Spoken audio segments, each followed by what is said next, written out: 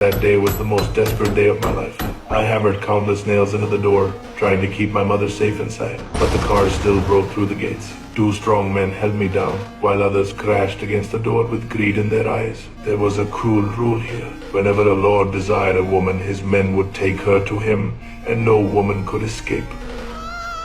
That day, my mother was chosen. The lustful lord came with his men to take her. Even though I had nailed the door shut, under their blows, the door was forced open. I saw despair on my mother's face, and for a moment, I felt powerless. At the last moment, my brother, young Prince Devara, arrived. He wanted to save her, but the cunning lord invoked the law. The old king had once decreed that every lord could rule his land in his own way, and even a prince could not interfere. My brother had no choice but to give away his best territory in exchange for our safety.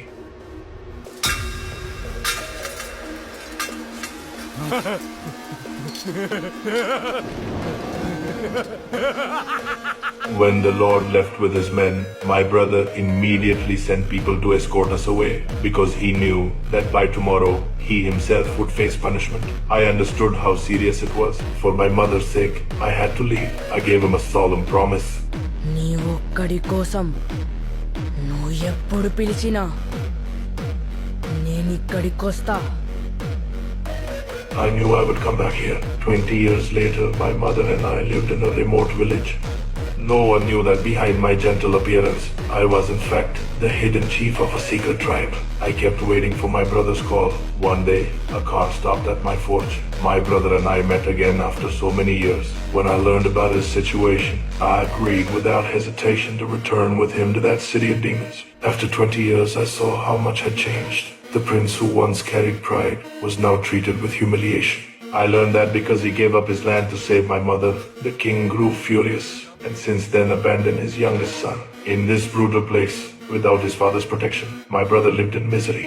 Even though he was still a lord, he was constantly insulted and provoked. But one thing in this city never changed: the brutal lords who still killed and robbed and dragged women away as toys.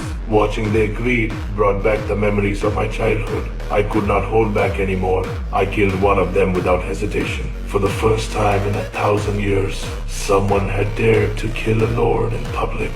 Because of that, my brother and I were both thrown into prison, our fate to be decided by the vote of the lords.